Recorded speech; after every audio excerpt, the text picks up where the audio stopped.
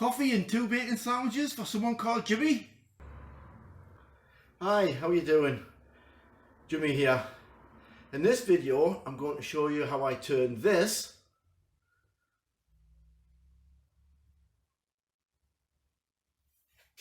into this. Now where's them bacon sandwiches gone?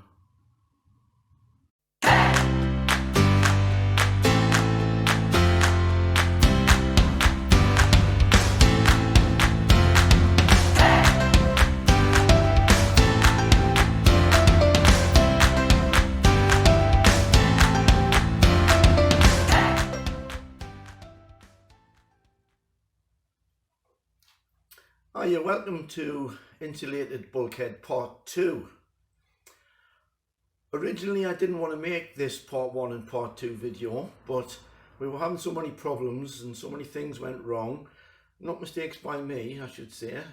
Deliveries, we had snow, we had coronavirus, and the problems went on and on and on. Anyway, we had to make it in 2 parts.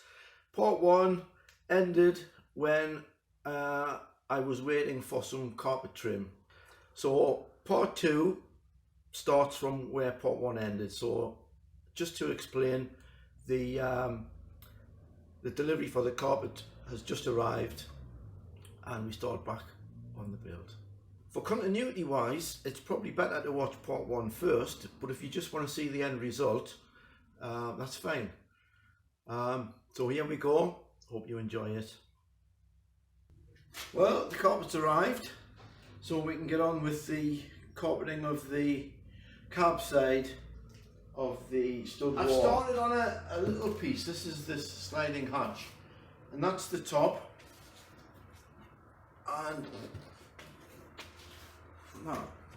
now make sure, if you're going to do your own, that you don't put the carpet right to the edge, because this has to slide. I put masking tape down there before I sprayed the glue on, because I thought I didn't want to be putting glue onto there. So I thought it's come out quite well. I don't know what it looks like on the camera, but it looks quite well. It's stuck quite well. So we'll get on with the rest.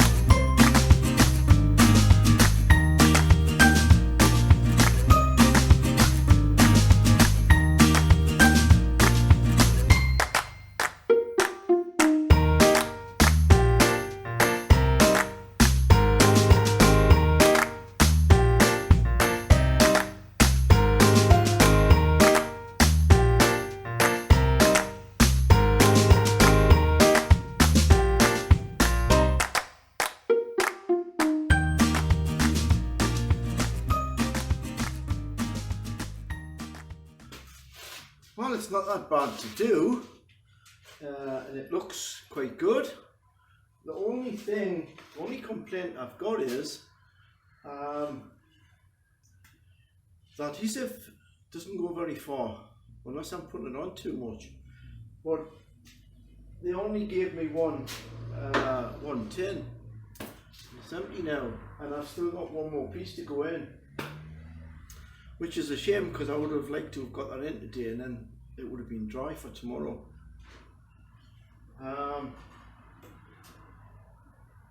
That might be able to go in once the partition wall is in, I don't know. I'll have to maybe go to B&Q and see if they've got something. Alright, I'll give you a close-up of the carpeting I've done.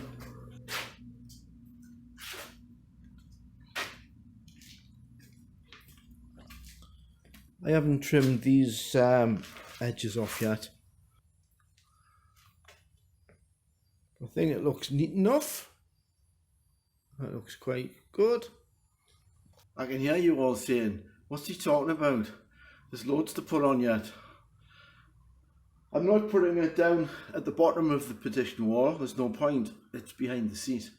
There's no point wasting carpet that no one's going to see.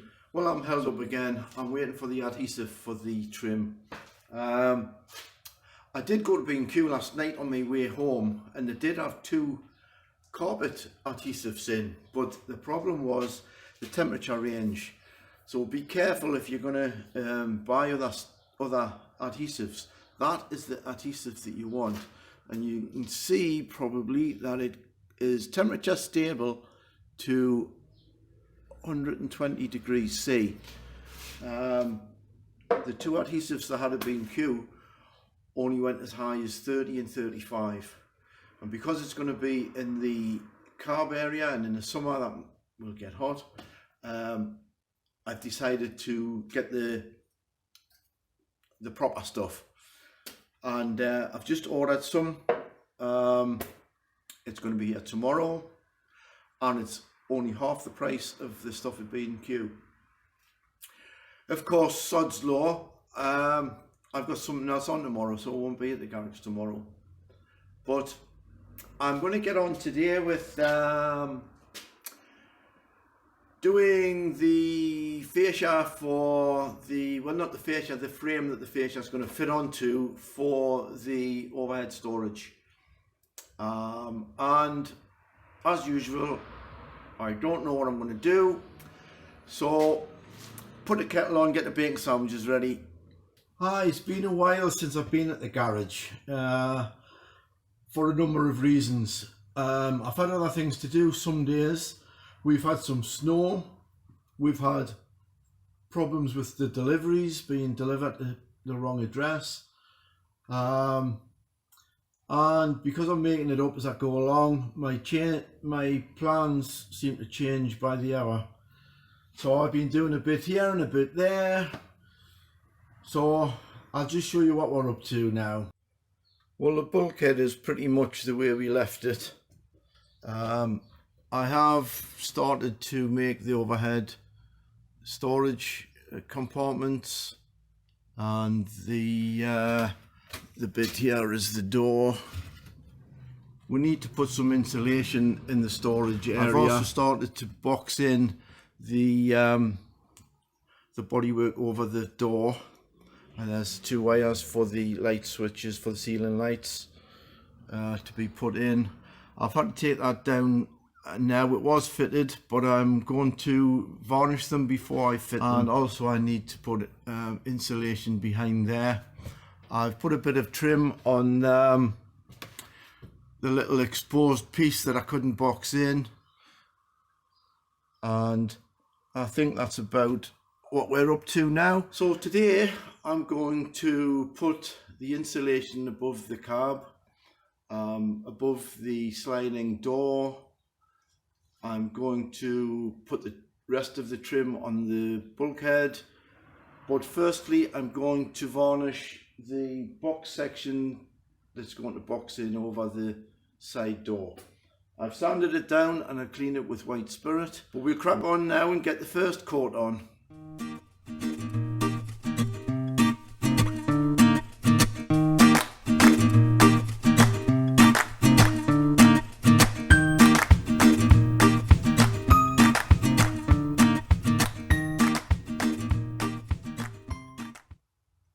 Well, that's the first of at least 2 coats that I'm going to put on.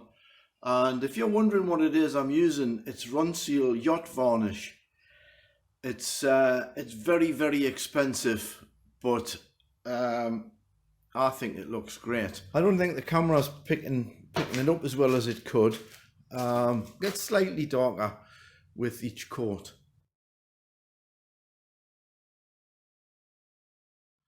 That's the stuff. The only thing I'm slightly concerned about is the instructions here. It must be applied in at least 10 degrees. and it's nowhere near 10 degrees in here. So I'm taking a bit of a chance. I'll just go give you a little look of the overhead storage before I put the front on. I've managed to get some insulation. It's not perfect by a long shot, but it's not going to be seen, and I think that'll do fine. And you see how I've trimmed the edge of this off now, so it's, and there's going to be another piece over there so things won't catch when you pull them in and take them out.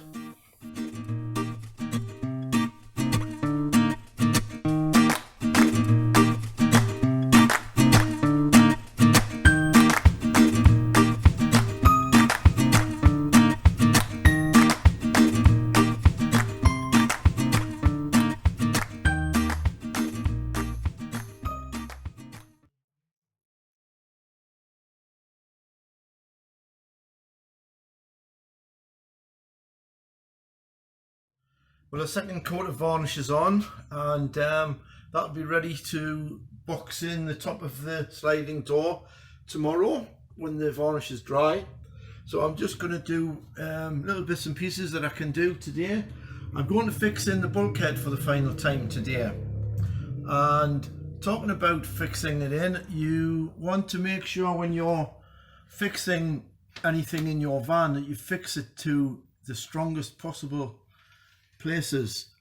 For example, don't just attach things to the 6mm cladding. That isn't strong enough for anything. Fix it to the battens that go behind, so you need to know where the battens are. That's what I'm trying to say. And a good tip when you're starting your build is when you're putting the battens in to put the insulation on the ceiling, on the floor, and anywhere really. What I did, I put these little black tape marks, and they're all over. There's another one there, and they indicate to me where the battens are. Another one there, and you see the joins are all on the battens, and that's what you need to do so that you are confident when you're putting your fixings in, you're going into the battens that are behind the thin timber. And the little black tape marking the battens for the ceiling aren't just for the ceiling either. I've used it in the floor as well. So the batten under the floor goes that way and that way and that way, which we'll be using to secure the bulkhead. Talking about fixings, I don't know if you've noticed what they are. I'm not sure how to explain this. That's to keep the thermal barrier. Now, how do I explain that? Right, if we say we were going to put that piece of wood against the body of the van, if you just put a screw through that and into the bodywork, it would be dead easy. But the only thing is, metal is a very good conductor of temperature. So the cold outside body of the van, the temperature would conduct along the screw, so that even if you had insulation and a vapor barrier in, the head of the screw would still be very cold, and you would get condensation on the head of the screw.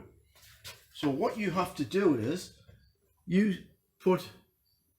screw a block of wood onto there, and then if you fix this onto the block of wood, wood is not a good conductor of heat, so that is your thermal barrier. Does that make sense? I know I'm not very good at explaining things, but you need a thermal barrier. If you put screws straight into the metal, it will conduct the temperature to the end of the screw head, and you will get condensation around the screw head, which could cause dampness, mold, everything you don't want in a camper van. So I hope you understood that. Right, this has got a really good fix now. It's not going anywhere. It's solid. So I think what I'll do now is put the insulation back into the cavity of the bulkhead. So I'll do that now. Well, that didn't work. It worked in the last video. And what we're up to is the stud wall is in, it's nice and solid, going nowhere, and we are starting now to do the cladding. Now the cladding, I'm going to start from driver's side to passenger side, but this bit doesn't have to be that neat. You can see that hole there. But at some point in the future we're going to have overhead cabinet here, so they're going to cover all that. You won't be able to see that, so don't need to do that. What we do have to think of though is I want to put a double socket about here, and we'll have to think about putting the wiring in now before we put the cladding on. Now I did want the socket to match that one, because I think that looks really nice, but I wanted USB in, and I can't find a one the same as that has the USB ports in. And I think having a USB there is quite important, because there's going to be a table here in the future, and your things, your phone, your laptop, your cameras, whatever, are going to be on the table, and it will be handy to have a USB port there. So I did want it, so I've just gone with the white one. And something else that's going to be on that wall is I don't know if you can see my vintage radio, but it's not actually a radio, it's a voltmeter. That button is a voltmeter for the starter battery, and that button is the voltmeter for the leisure battery. And we're going to move it, because that was only put there temporary when we went to Cornwall. So when we're doing this bulkhead now, it's going to go in the bulkhead, and it's going to go about here. So we need to put some wires in before I go any further on the cladding.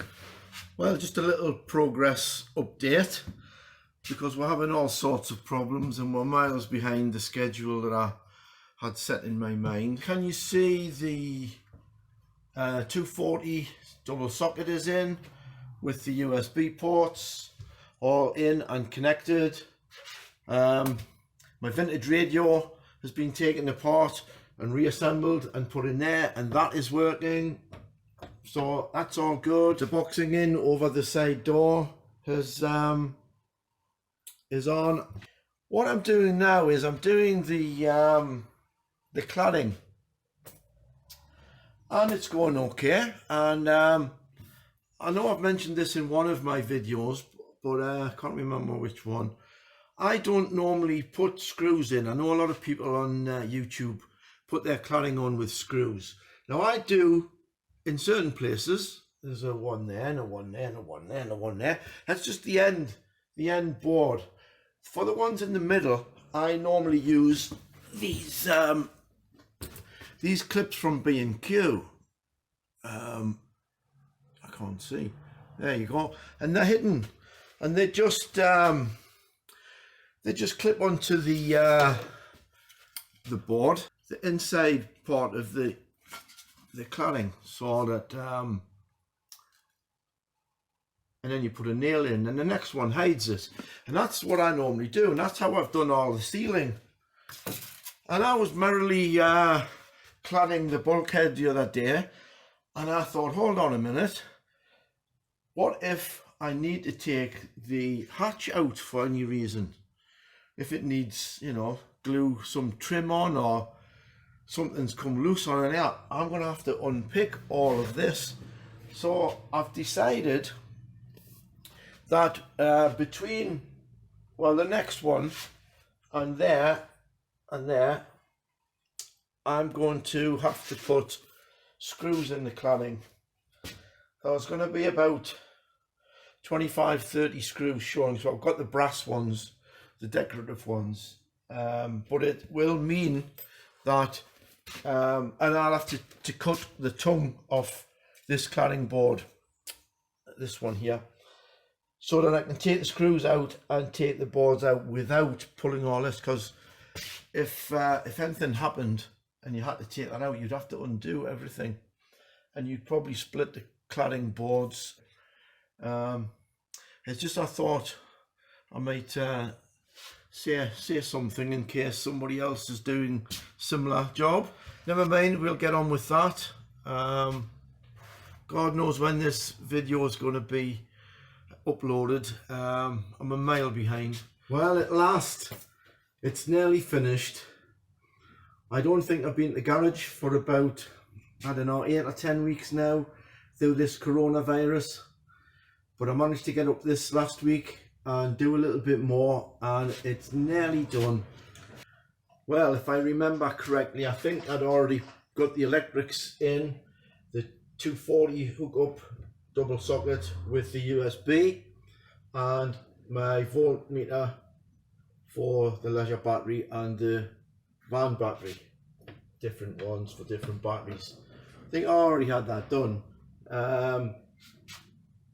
Carried on with the cladding. I have changed the plans a little bit from probably last time. I'll show you that in a second. Got the hatch in now. It comes down to let the air in. Put a door on the storage area now. Hasn't got a catch to keep it closed yet, but that's on now. And there is going to be 3 hinges on there. I bought a pack of 3 and was just sizing them up. Walked away to get something with the hinge in my hand. I can't find it now. So I've only got 2, but it's got to be in the garage somewhere. So when I come across it, there will be a 3rd hinge on. Put the little handles on, and that's going to need something to keep it up because it's just not tight enough to keep it up. So some sort of catch to keep it up. And that's it. Even the little awkward bit that I had to do on the side hasn't turned out too bad either.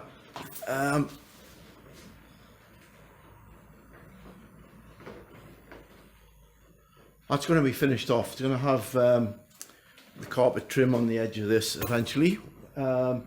Obviously, you've probably noticed that it hasn't been varnished yet. I've just finished it off this morning.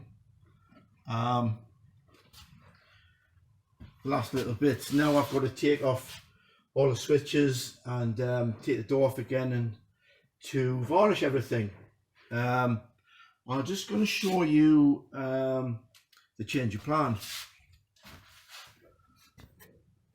Well, I needed a access panel to get to this hatch in case I needed to take the hatch out in the future at any time. So I was going to put it individual panels in with screws. I've changed my mind. I've put a couple of buttons on the back of here and made this into a panel that can be removed in one go. And I think there's only a handful of screws to take out to do it. I'll just do that now and let you see.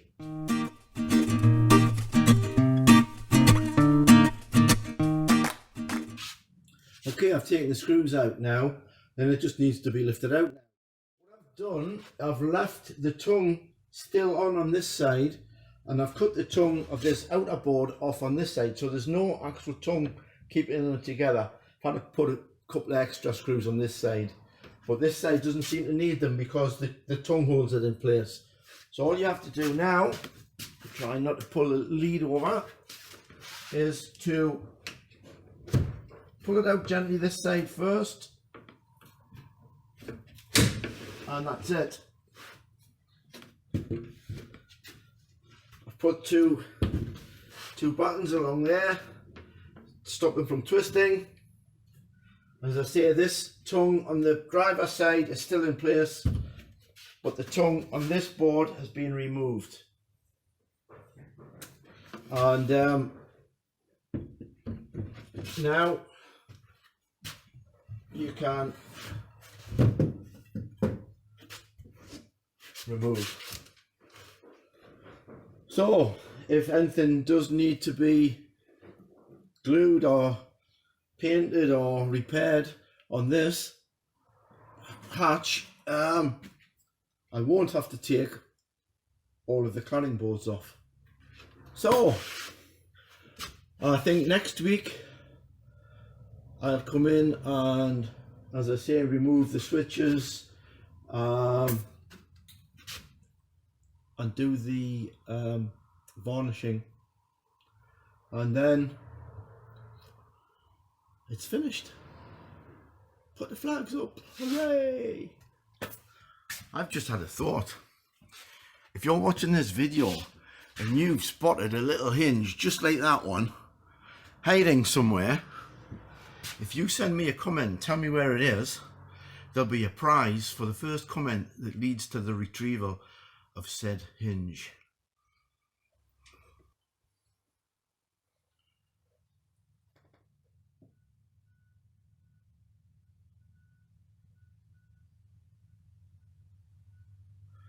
Well, we have a quick look at the cab before we look at the living area, and I don't know what you think. I think that looks quite good.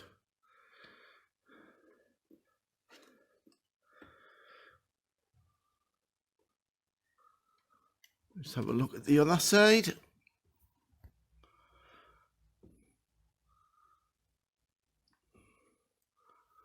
Yes, I'm quite happy with that.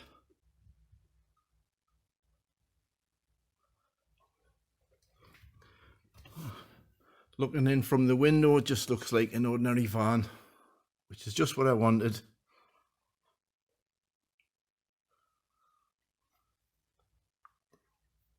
And now the more important bit, the living area.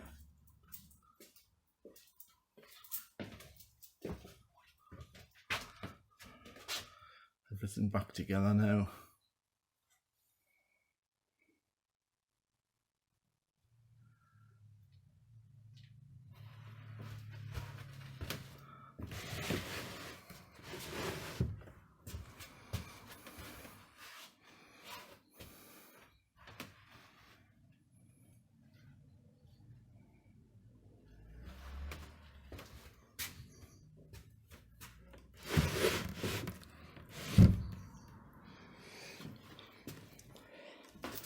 I've just stuck the carpet trim on, so the glue isn't dry yet, but that's all on as well.